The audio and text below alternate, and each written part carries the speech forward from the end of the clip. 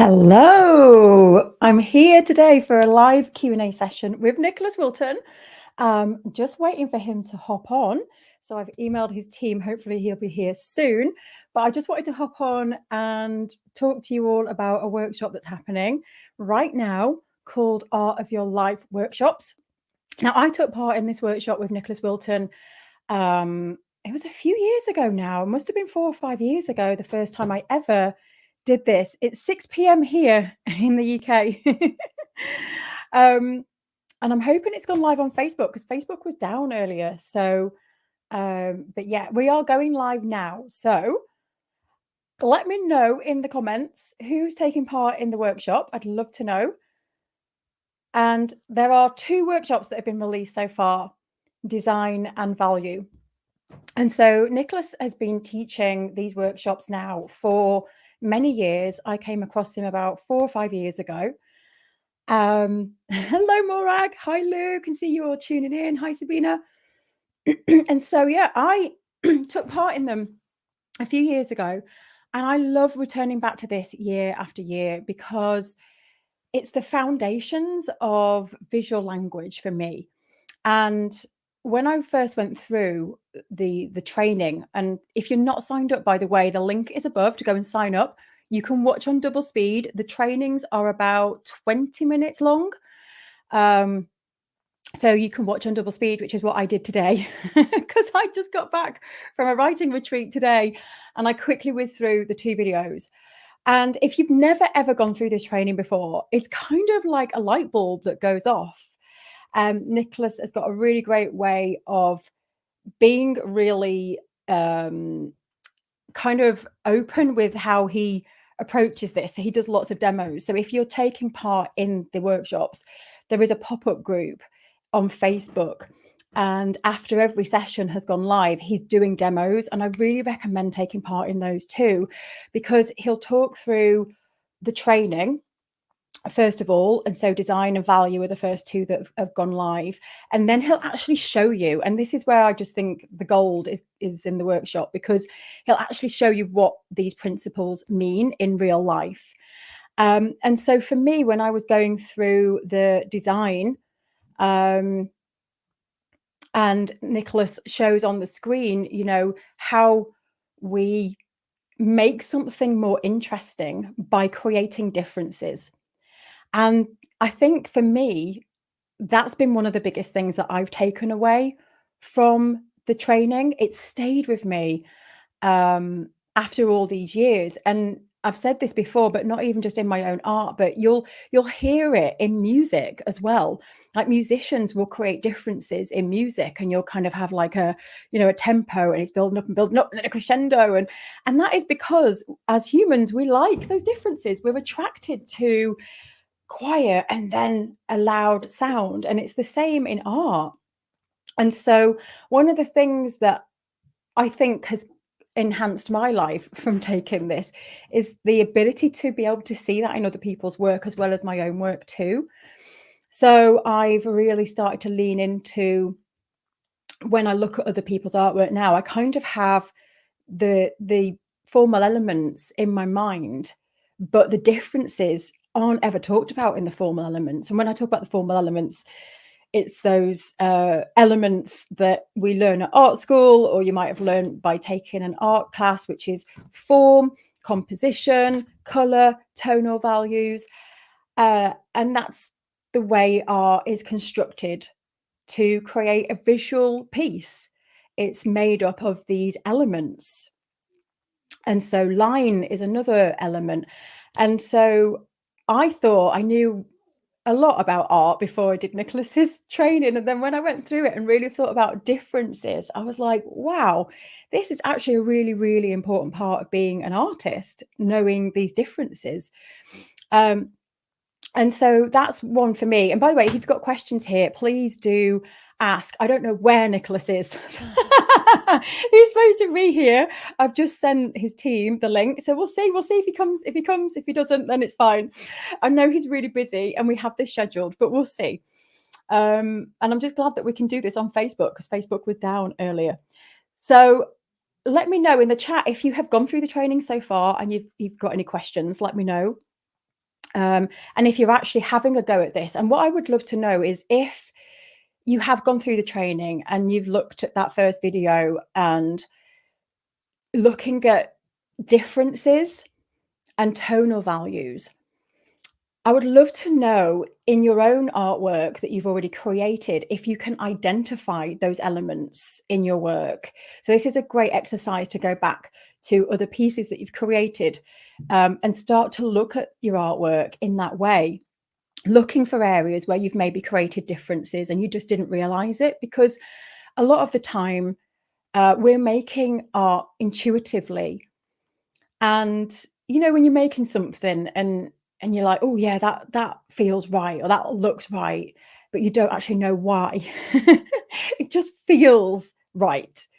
um and usually it's because of breaking these parts down. There's something working in a visual way, and it's to do with these elements, or whatever you want to call them. And sometimes, if you go back now with this information in hand, you can actually go back and read your artwork that already exists and kind of understand that, this is powerful and this is impactful because of these differences. I've created something small here and something large here. And again, with the tonal values, sometimes, and this was me for a long time when I was painting, I literally could not get a painting to look the way I wanted it to. And I remember seeing other people's paintings, and I was using those as inspiration. And I just couldn't put my finger on it. I liked them, and I liked the shapes, and I liked some of the mark making that I was doing, but there was just something wrong with it. You just think there's just something wrong. I don't like it. And again, it was after doing Nicholas's training years and years ago, and I've learned tonal values at university. This is the interesting thing. I studied art at uni, and I remember us doing our tonal value thing, where you take the tonal value table and you go from lights to darks. And I remember using it, and I've even used it when I was in a design team. So I used to work in a design team years ago, and I remember I had to go through color training, and so I had to like put my head in this big box in the complete darkness, and I had to put like a row of reds in order of their tonal values. It was a really good exercise, actually. And I was not allowed to sign off color if I didn't pass this color test, because my job back then was working in a design team, and we would brief a supplier on a particular color that we wanted, and it was a Pantone color. And we would say, we want this certain red, and it had to be this certain red. And then when the products come back, we would have to look at the tonal values and understand tonal values to be able to sign that off. And so this training, honestly, you'll see it everywhere, and it impacts so many parts of being a creative, not just a painter. And so even though I knew all of that about tonal values, I still struggled with that in my own art. So it's really interesting how sometimes we're so close to our own art, we can't see it. And then, so for me, what I realized in my paintings, it was a tonal value issue. The colors, even though I'd used a variety of different colors, and Nicholas is going to come to this tomorrow. The next training is all about color, so I might be kind of spoiler alerting some of the training that's coming. But yeah, one of the things that I identified in my own work was that although I was using different colors, they were all the same tonal value. And I was like, oh my gosh. So that is why they all just sat kind of on the same plane. There was no depth. And for some people that's fine. It really depends what you want in your own work. But I did want some kind of layering and depth. And that is what I was trying to achieve. But they just felt so blah. And I didn't understand it until I went through the training. And so it's really exciting to you might know this already, but to just go through it again and recap. I think it's like learning a language. And so the more we refresh on these parts of art being a language and refresh on them, it kind of just brings it all back to the surface again. And I like to do it in my own art. And I also like to do it when I'm reading other people's. And I think this is what the workshop will also give you is the skill to be able to take this into art galleries or other people's artwork, which is a really important part of being an artist, I think. It gives you that confidence to look at other people's artwork and read it. When you look at something and you don't understand it, or you don't understand why you don't like something, like you don't like it, but you don't know why. And so going through this training of differences and looking at the elements and how an artwork is actually made up can also enhance that experience of reading other people's work as well. Yeah, he is expected. He's not. He's late. He is definitely in the naughty corner when he arrives. Okay, let me go to the chat, because one of the questions that I had sent in was, is it okay to create a, let me just get the wording right in here on how the question came in. Oh, is it okay to have a loud artwork? So I'm just going to answer these on behalf of Nick because he's not here. And then we'll maybe kind of bring him back in. So in the training, Nick was talking about how an artwork can sometimes start to look like a garage sale, and it's really intense and there's like a lot going on. And so someone sent a question saying, is it okay to have an artwork like that? And I think absolutely, of course it is. And I was at a farm a couple of weeks ago, and it was this really lovely converted farm, brick walls, beams, so really traditional, fire. And they had this big artwork on the wall, and it was, I don't know what size, probably like a meter long by a meter, something like that. So, and it was literally full. There was just space literally around the edges, like the middle part was all black paint, all kind of squiggly, and not much white coming through at all. It was really quite intense. But the way I should have taken a picture of it. But there was like brush strokes. So it wasn't all a color block. There was definitely some tiny little bits of brush strokes, where the paint has come off the brush a little bit. So you've got these like heavy, big, dark black pieces of paint, and then they'd gone like this. And so those tiny little bits were the differences. They've got this heavy block and then these subtle little brush like speckles at the end. And then around the big piece was this white space. And the white space was really kind of evident because of the black in the middle. Now, a lot of people looking at that, doing the exercise that Nicholas is teaching, would kind of think that maybe it needs a bit more space. And this is the great thing with art, because it is subjective. So people looking at that piece might love it as it is, and other people might look at it going, it's too intense, it needs more space, create some more space here and more space there. And so all of this advice is valid, and you can definitely make something more visually interesting by playing with these elements and creating more space. But ultimately, you are the artist. And if you want to create something that's intense and breaks all the rules and doesn't have the space and doesn't have the differences, then that's up to you. That's up to you. And I think this is why the training's so good, because what Nicholas teaches is that that's fine. And I think it becomes even more fine if you understand the principles, and that you understand that actually, if I did create more space, I would make this more dynamic. If I did add some more tonal values in here, this would create more depth. And it's a really good idea to play with this in your own art by having that big piece that's really intense, and trying something else that maybe has some more space. And it's about, what does that say now? What is that artwork? How has that changed? And what resonates with you? Because it's your voice at the end of the day. And that's why I love advocating this workshop. I don't advertise many people's things.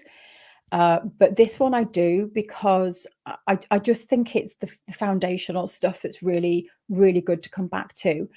And knowing this can really help you make art more like you. And that's what Nicholas stands for. Like the whole business that he has created is called Art to Life. And all of his programs and everything that he teaches is about making art more like you. And I think in today's world right now, because of the overproduction of AI and the artificialness of the world and the way it's going, I think the more you can tap into this side of you being an artist and understanding these parts, and if you want to make an artwork that's full, understanding why that is and being able to articulate that is going to help you start to connect this to people too. And it's going to help you stand out from everybody else the more you lean into making art that's more like you. Um, and these principles will help you with that. So the first workshop was all about design, and that's thinking about how if you want to make something in your on your canvas, let's just say, look small, then you put it next to something really big. And sometimes we just forget this stuff.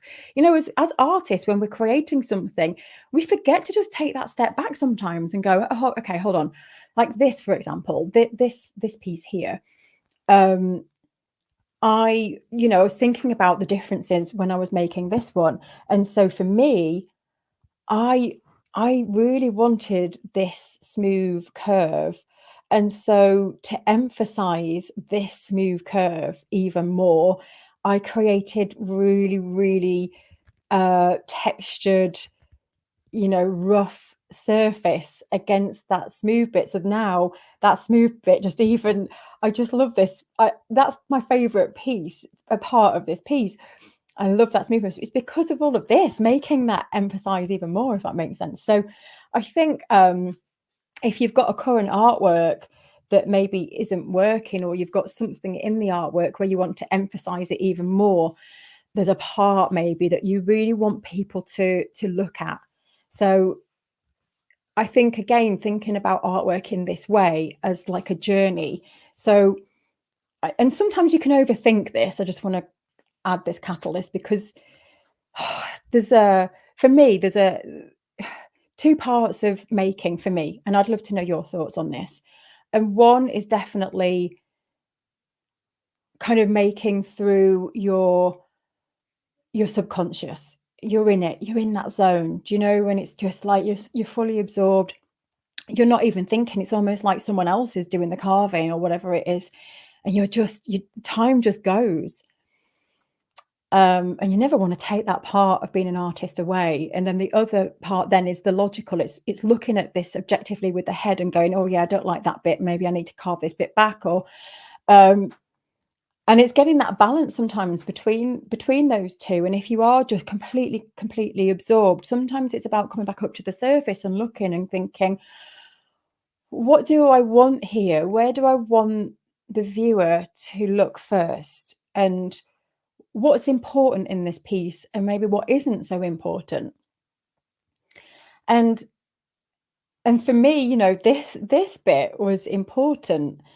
And so I was thinking about how I emphasize that bit even more. And so if it's in like a drawing or a painting, if you've got a part that you really want people to pay attention to, could be the eyes, it could be a fence. It doesn't have to be anything actually important, but you want to drive people there. And this is what the workshops are going to teach you actually, is thinking about that journey and where people start and go in the canvas that they're looking at, or the sculpture. Because these principles that Nick is teaching is that when you have high contrast or difference, the people's eyes are going to go there first. And then when you start to learn about the tonal values too, you can manipulate then where people go in your canvas. And that's a really clever skill to have. And so, yeah, it's getting that balance then between how much you put into this through the head and intuitively. And I think that's something that maybe trips people up, is that that balance between overthinking this and just being intuitively involved in the process. I'd love to know your thoughts on that in the comments below, whether you kind of get involved do you like being in your head whilst you're creating and kind of analyzing it, or do you completely get lost? And do you end up coming up to the surface? Let me know. Um, oh, Liz, thank you so much. You are my two people I follow. I love that. Thank you. I don't think Nick's coming. How funny. Um, I wonder if the times got confused or something. We'll just keep going anyway. It's nice to hang out with you all. It's nice to hang out with you all. It was definitely 6 p.m. my time. This is the problem with time zone conversions. They can get muddled up. He's probably going to be here at 8 o'clock and I won't be here. But we'll organise something else. We'll organise something else because I know that Nick really wanted to come and speak to you all. So there might be a confusion with the time zones. Okay, let me go to the chat. So glad to hear Facebook was down. I thought it was me doing something wrong. Same. I was trying to get logged on and I was putting my password in and it kept saying my password was wrong. And I was like, no, it's not. Cecilia has joined the workshop. Brilliant. Sonia's with us. Hello. Yeah, Facebook is fixed now. Karen's back for another round. I'm doing it this year. Did it last year. Wonderful. Deb's doing it. The classes are fabulous. Yes, you're all loving it. Brilliant. A really good reminder to do it again. It's really helped me today already. Yep. And can you see, Karen, can you see things in your own artwork? And if you've got an artwork that doesn't feel right, apply these principles now, thinking about the differences, thinking about the tonal values and thinking, well, if I just created a different tone, maybe it's not the color, it's the tone that I need to change. How would this change the work? And I don't know if Nick's already done this in the live trainings where he's going to start to show you how you can import your artwork into an app and start to play around to see where the tonal values are. So that's really exciting. Hi, Julie. Oh, you're in Florida. Lovely. Loving Nick's lessons, a workshop so far. Yes, he gives so much. This is why I'm saying if you haven't signed up yet, this only happens once a year. So get on the back of it because he really, really gives you a lot of information. I could never do any abstract painting, but yesterday I did my first one. Yes. That's amazing. Ellie's tuning in from Spain. Lovely to have you here. Yeah, Instagram down too. I know, it was crazy, wasn't it? Just makes you think, on a side note, that, imagine, well, let's not imagine that it went down forever. This is why having an email list is so important. Sheena's back for a second time too, and enjoying how the concepts are explained. Yes, he explains it in a really, really great way. Okay. Oh, so you got a reminder, Julie, from Nick's team, so they are working. Yeah. Lou, this is my first time. Nicholas can now start to see the differences. Some of my work, which is encouraging, I do intuitively. Yeah, and I think this is helpful for intuitive artists because, like I say, because you're not going in with that mindset of making something, because we all work in different ways, and some people will scope out a work, make a maquette, a tiny little piece first, or a little sketch drawing of the plan of how it's going to go, and that's using the head part of being an artist. And then some people just can't work that way, and so for the people who are kind of mapping things out in advance, that's you then mapping out these elements, really just thinking about how you're going to move the eye around, and maybe it would take this shape, maybe I need some space here. So kind of like mapping those bits out in advance of making it. And then the flip side is you don't think about any of that at all and you launch straight in. You've got material in front of you and you just see where you go with it. I do a bit of both, to be honest. For me, it's definitely a bit of both. But I think for me, with anything that I create, I always do map something out first. The only times I don't, I think, is when I'm doing something like a Zentangle drawing or something that is just fluid and I'm just in the moment doodling and I'm just doing it. But even with the sculpture, even though it just ends up looking completely different, so I will always sketch out a little concept drawing first. And I'm usually looking at other people's inspirational images, and I'm looking at like the shapes and um, where the, like the crevices are, and um, curvatures and things like that, and the space. And I kind of like start to map something out on a drawing. But this is what I love about the stone.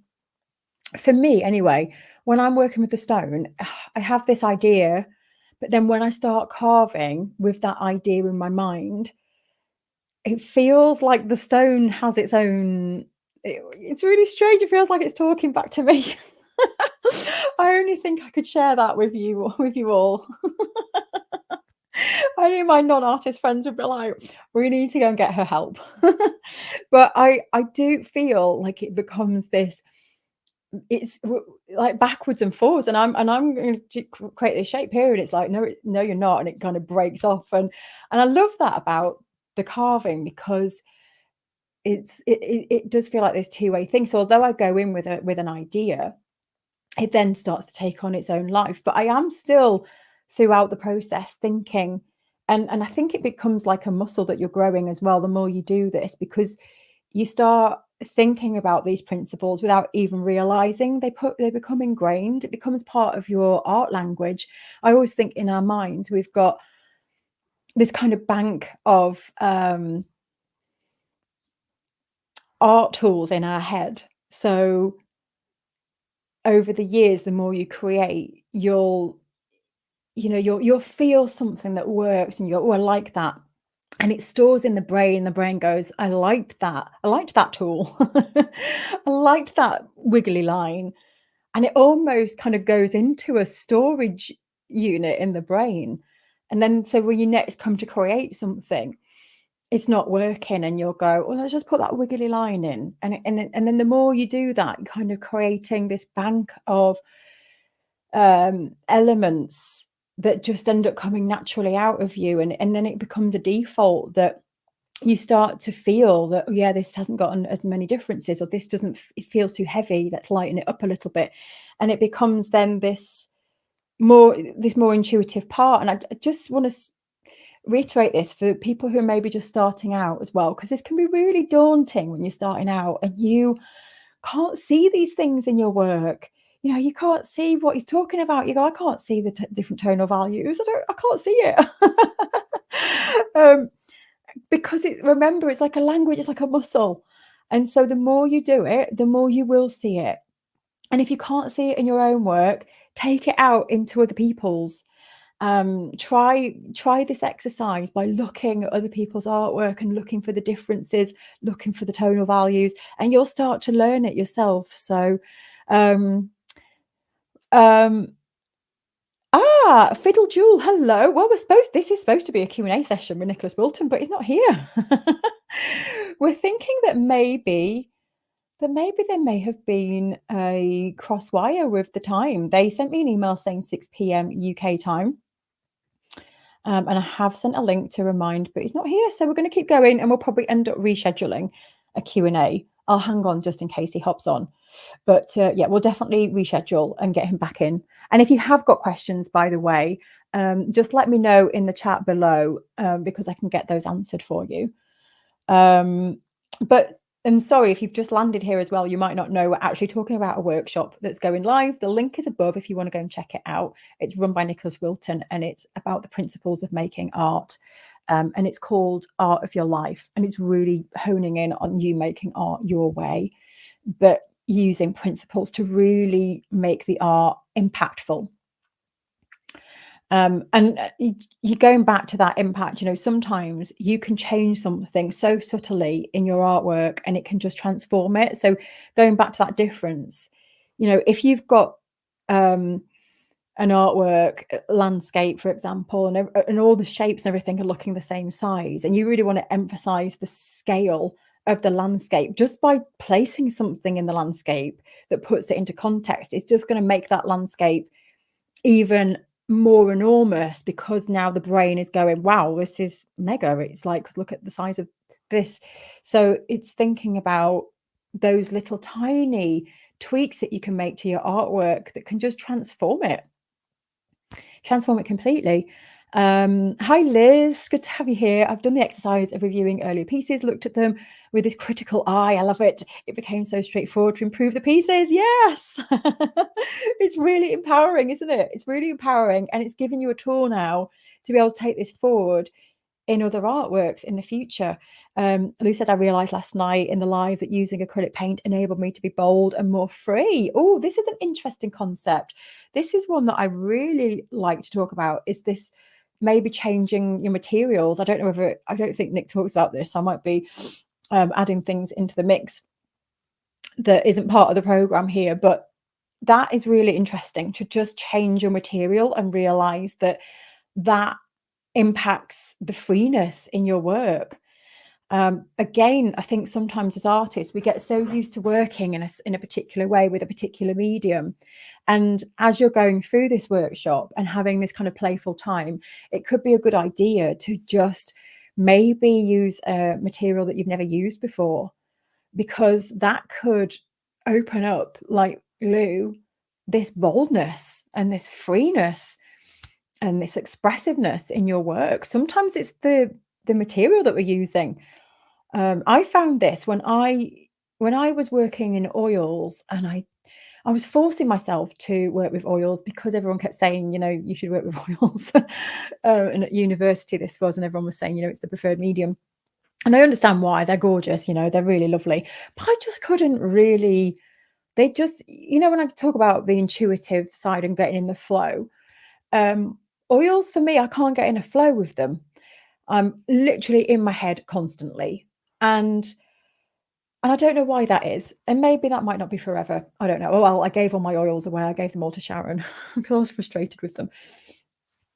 And then for me, I realized that actually inks, something with more fluidity, was better for me. And that's where I felt my freedom and that expressiveness coming through. And what I've realized recently, and I've only just realized this, I've been making art for 20 odd years now. And what I've realized as I've looked back at all my art over the last 20 odd years is that the materials where they have a bit of a life of their own are the materials that I connect with the most. That's like the stone, the inks. And even when I painted, I just couldn't paint fresh fresh out the box. I had to do something weird with it, like paint through fabric or something like that. I was never like a traditional painter. I couldn't just get paint out the tube and just create a painting. And I've done many, but whenever I've created those, I feel like I've not been in it. I don't know if this makes any sense whatsoever. But whereas when I'm kind of working with these materials that have a life of their own, I'm in it. I get lost. I'm kind of bouncing backwards and forwards with them. I have an idea. I paint a splodge. It goes off and sprays, and then I have to go, right now I need to work with this and change it. And that to me is where I'm lost. I'm like, oh, this is amazing.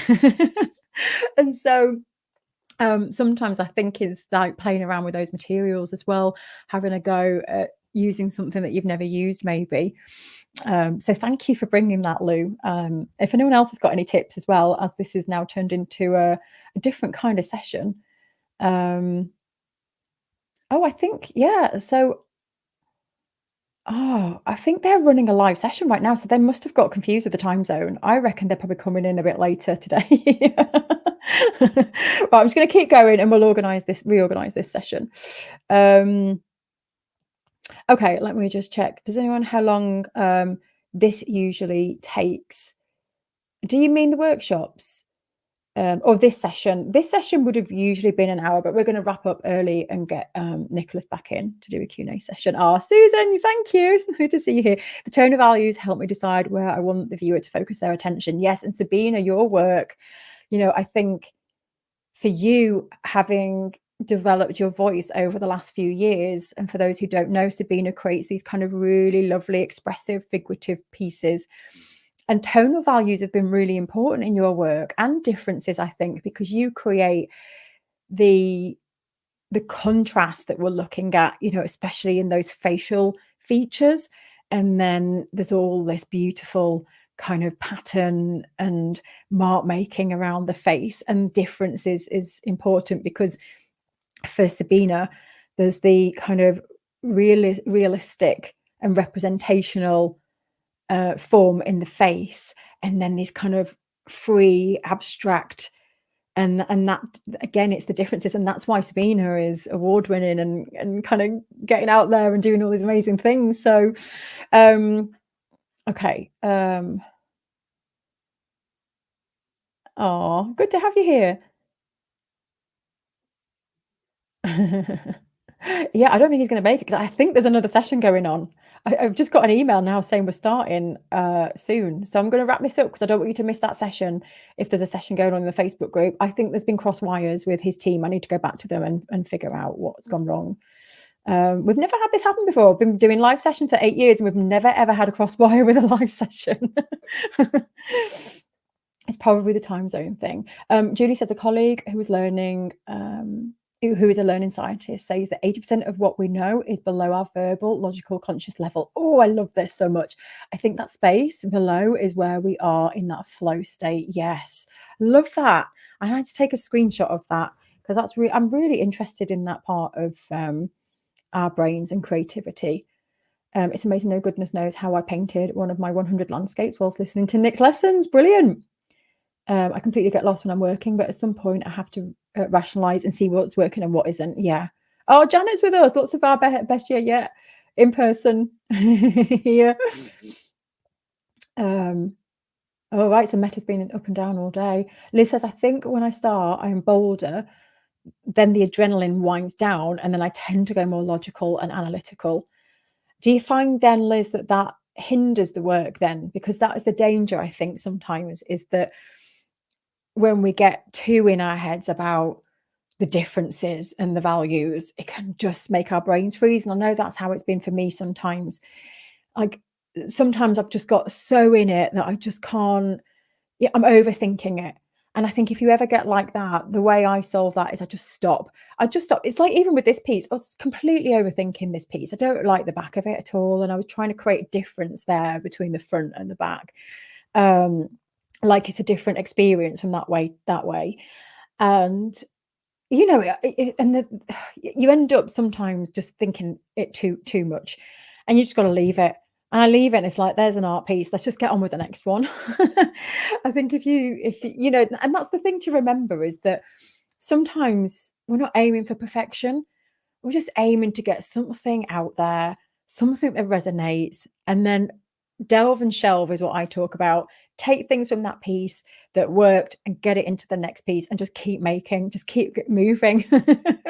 Of course, and I think, you know, it is good to analyze a piece, but it's when it starts to mess your head up and you know, it starts to become really stressful. The other thing as well, which I love, is like turning work upside down. Turn it upside down and look at it from a completely different viewpoint. It's amazing what happens when you turn something upside down. Or the other thing, which I find totally and utterly bonkers, is when you take a photograph of the work, you see it in a completely different way. So if you're staring at the easel all day long, if you photograph it, you'll see these differences that we're talking about in a completely different way when you're looking through the lens of a phone too. So I know Nick's going to really teach you though how to go through this, looking through an app as well with your artwork. So follow his advice on that 100%. Love the concept of differences. It's wonderful to be given these things to consider, isn't it? Just, it's lovely. Yeah, you can watch the workshops at a later date. I can't remember what date, the rest of this week for sure. So they're only 20 minutes long. And I literally caught up today in half an hour because I watched them on double speed, but I've seen them before. But I do think take it in. It's important to kind of like stop and take it in. Julie says it's okay. I often chat with stones. See, I'm at home with you all. I'm at home. I totally get that with carving, especially not that I've done for ages. Yeah. Yeah, Sonia says I believe that we subconsciously pick up on things and work, and then they come forward in the next piece. And that's why we've got to keep making, keep creating, keep making, because it is that it's like that amazing bank of amazingness. You're developing your own voice, and the more you just keep doing it, and don't overestimate pieces either. Um, I think that, I was just thinking about this. I was writing my book over I laugh because I always keep saying it over the last few days, and I was thinking about all the art that I've got from over the years, um, and how I now look at that artwork in a completely different way. And there are lots of pieces that I really did not like at the time, but now those pieces they're part of me. They represent who I was at that moment in terms of so many ways, in terms of literally like my ability to make art at that point was completely different to where I'm at now. So it represents me in that sense, but it also represents me, how I was thinking and why I chose that subject and why I chose that medium at that point. And it becomes this visual diary as well of, it just tells us so much. And so sometimes when we're scrutinizing the art in that moment and we're kind of criticizing ourselves, what we don't realize also is that every piece is adding to the bigger picture of us creating this bank in our minds, but also this historic record. And I love looking back at my artwork for that reason, because it's like reading back a journal, but in a visual way. And it tells me so much more than my words would say. So don't ever overlook the importance of every piece that you make. And I hear people say they throw their work away. And this is, it's up to you. I say, don't do it. Don't do it. It depends on how much space you've got, of course, but I don't, because it's like throwing a journal away. I would never throw my journals away. And I see my art being a journal. So I'm going off on massive tangents here, which is great. I'm going to wrap up because I'm a bit worried that Nick is going live, and I don't want to kind of eat into that. When's 12 noon PST? I have no idea. Oh, Karen, it's so nice. Thank you. Julie said I find myself regularly conversing with my watercolor. It's very opinionated. Exactly. I love working with materials that have their own life. Like, you'll put something on there and it'll just go off and do its own thing. I love that. I love that about the art making process. When you don't know if the tonal values are right, you can always take a photo and change that to black and white. You'll see straight away where things are wrong. Absolutely amazing advice. And Nick is going to show you how to do this too. Yeah. I found that changing the media when I worked in watercolor, I was so tight, worrying about preserving my lights, whites, changing to acrylic made all the difference. I could be bold and free. I love this conversation. Let's make this a bit of a mission to try something new this week. Try something completely different. Julie says, as a new artist, I'm hesitant to add any new materials media. I can hardly manage the ones I already chosen: graphite, charcoal, ink, watercolor, all on paper as it is. Do you know what? I think, Julie, that's fine. If you're in that space where you're kind of new to this, then those materials are kind of new to you, aren't they, in a way? So I guess you don't have to mix things up yet. But once you've kind of played around with those materials for a while, bring something else in. It could be just dirt out of the garden or a tea. Go and get a tea bag or something out of the kitchen, or a coffee. That's a good one to paint with too. Add a bit of coffee in there. Yeah, maybe it was 8 o'clock. Well, I'll go back and speak to him. We might be back at 8. Oh, he's doing a live session at 8 p.m. UK time.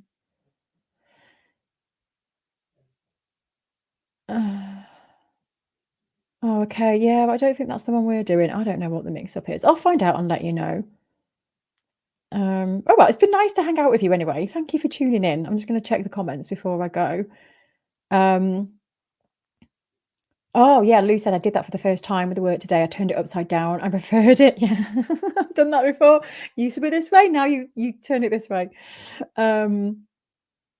Oh, this is a great tip. I love taking photos of different sections of a painting. Yes, because it gives you so much insight. You can really hone in then on that little part and use the principles of differences and values. And this is such great advice. Sometimes if we're looking at the totality of an artwork, you can't figure out sometimes either what's going on. There's too many pieces.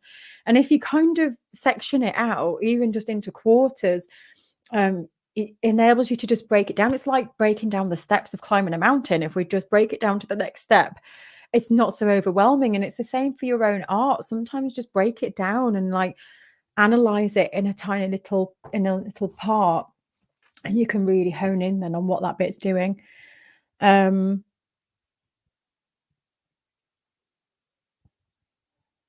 ah, those mother and daughter rocks in here, there, and everything at once movie had me sobbing. Oh, I haven't seen it.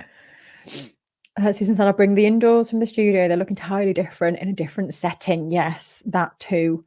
That too. I was talking to a friend about this, about how, just putting an artwork into a different frame, and you can do this as well. There's different apps for this, but my friend just does it in Canva. And so she'll literally put the artwork in different colored frames and just sees how it completely changes. Um, oh, yeah. Someone says here, I'm working on remembering that it does not need to be perfect. Yeah. Um,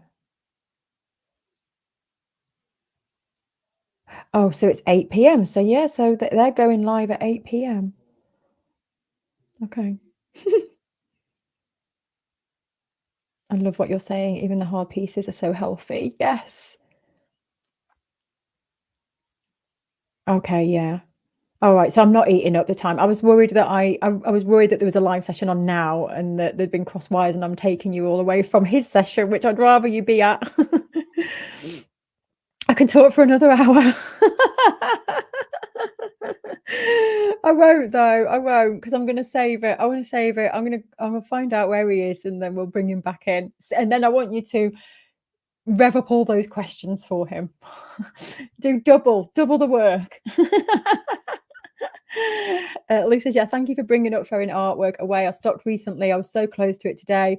I've been changing a piece as I listen to you. Yeah, I mean, it's completely up to you, all of you, whether you throw your artwork away or not. I just think it tells you so much, and in that moment, you can be looking at it and hate it. But I've gone back to pieces 10 years later and looked at them in a completely different light. And not only that, um, I've seen pieces that I've absolutely hated and thought, oh, it looks stupid. It's like a child's done it. It's, worthless.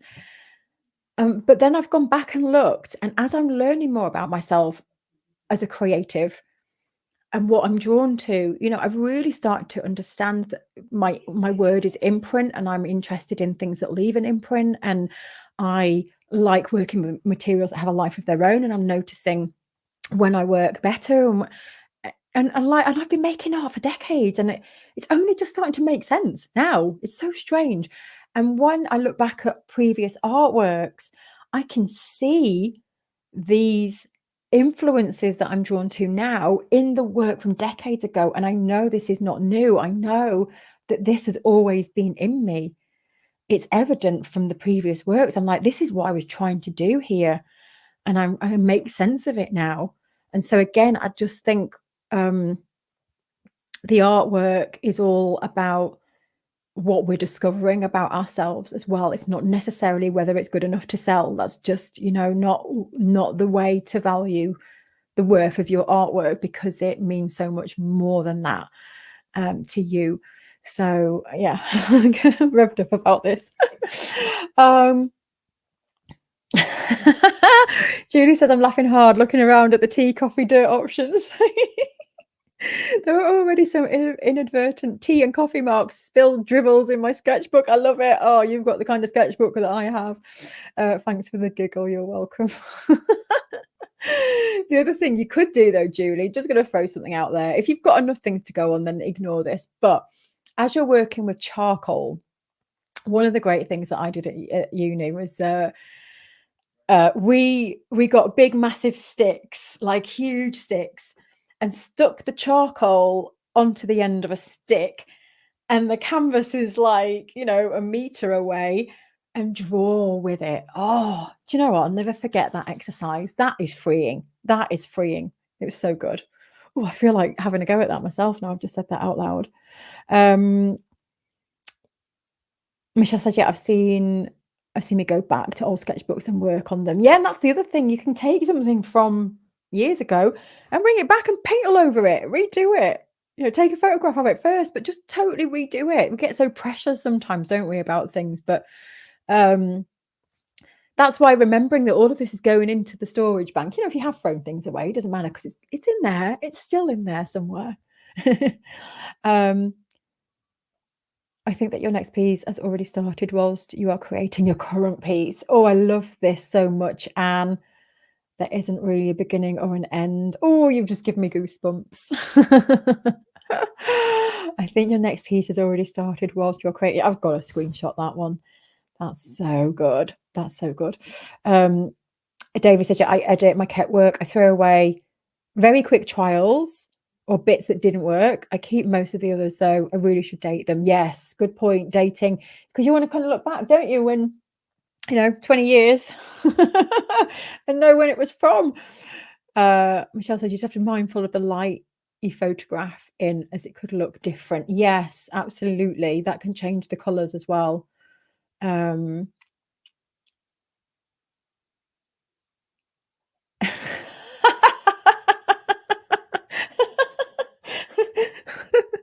Oh, I've got a question as well. Oh, I love it so much. Oh, thank you. Oh my gosh. Thank you for organising this, Michelle. It was a wonderful idea. You are not taking anyone. We are here because we want to know more. Oh, thank you so much. You're also lovely. Nick's in the naughty corner. He's in the naughty corner. Yeah. So if you're new here, sorry, we have this like funny thing of like if you're late to a live session, you go to the naughty corner, and it's this virtual naughty corner, but I do actually have it as an artwork, and I still haven't got it framed. I've got a frame, but I still haven't put it in the frame yet. That's the naughty corner. I think that's where Nick is right now. He's sat on that chair next to the fire.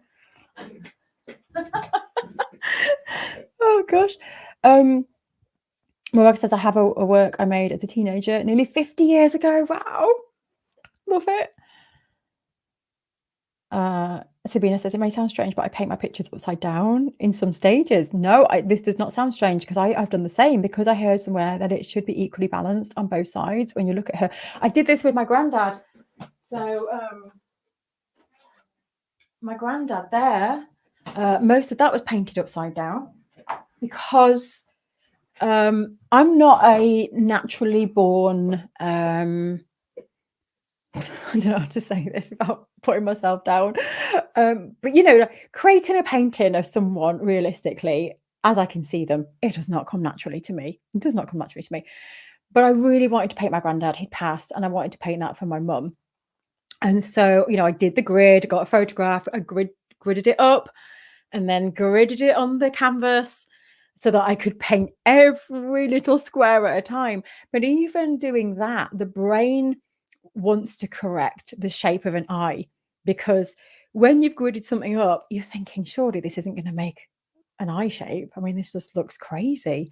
That's why I like gridding things, actually, because you really do start to break that down. And it's like, I can't remember who said that about, was it Lou who said, by segmenting your artwork, you really start to see actually what's going on. And if you are creating realistically, then you'll know this, that the lines and angles are everything.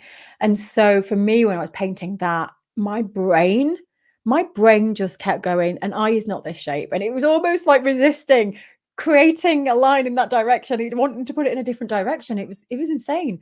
And I was having a battle with myself, with my brain, as I was painting that, going, just paint what's on the grid, Michelle. But it wouldn't. It wanted to, I'm very free. And so it was hard. And so in the end, I had to turn it upside down.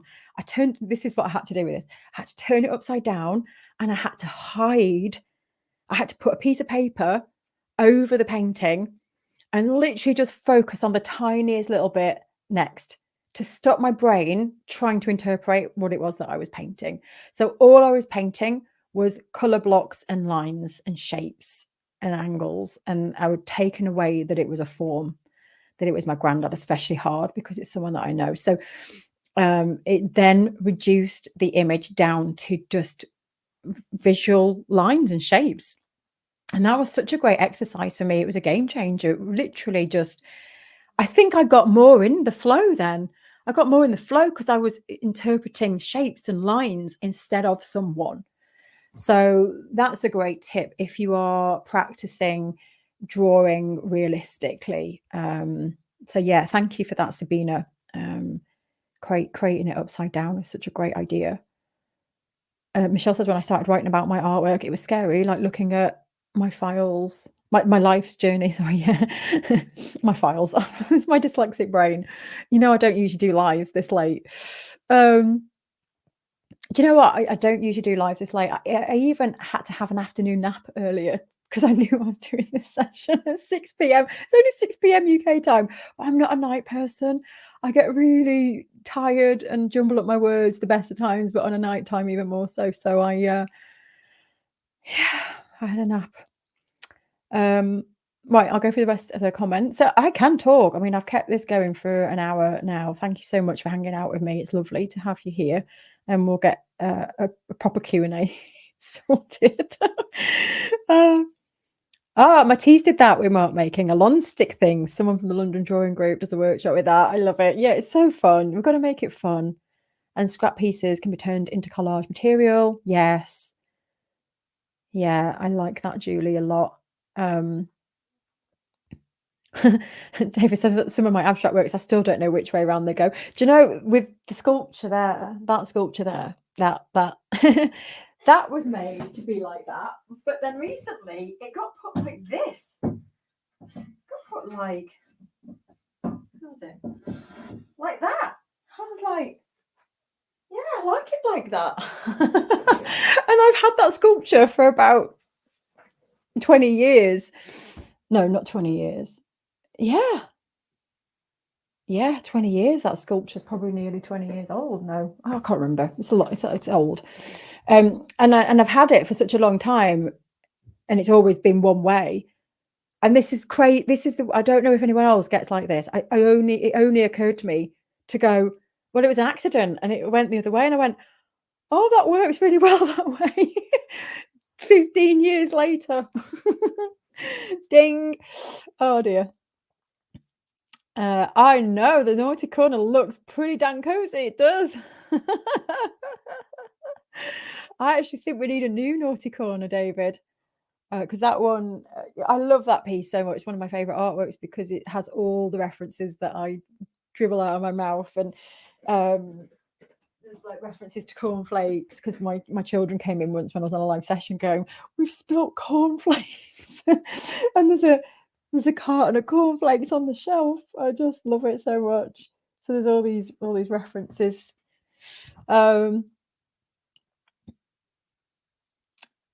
Oh yeah, you don't have the patience for gridding. No, to be honest, I don't either. But that piece was important for me to get accurate, and so I think that's what gave me the motivation to do it. Because otherwise, it is laborious. But some people love it, don't they? Again, it depends on the way you process, doesn't it? Yeah. Oh, thank you, Lou. Go and enjoy your dinner. Anne says it's like, I love listening to you. It's like again coming home. Oh. Yeah, cover parts of the image up so you're just focusing on that one bit. Yes. I should have done it in the style of Picasso. Yeah. Imagine giving it to my mum. Happy birthday. This is how I see Grandad.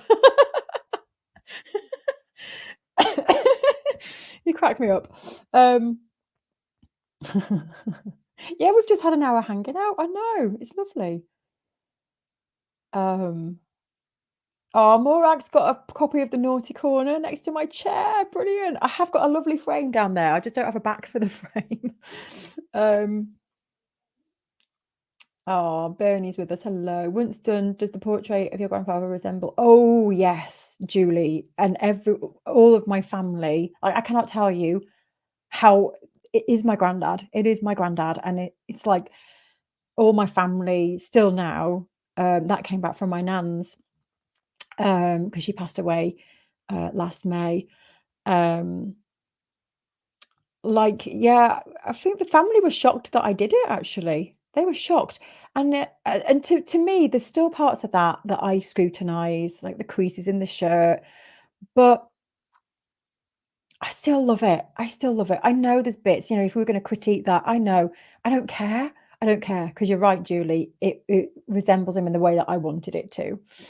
And that was that. Yeah. So thank you for asking. There we go. That's a wrap, my friends. I don't know what that was, but we'll just take it for what it was. It was lovely to be with you anyway. And then I will figure out a new time to come on with Nick and do a Q&A session with you all. Enjoy the workshops. I'd love to see what you are creating off the back of them. So tag me at United Art Space so I can see what you're creating. Share your thoughts on social media and tag me too. Have a lovely, lovely day. And I'll see you all soon. Thank you for hanging out with me. Bye.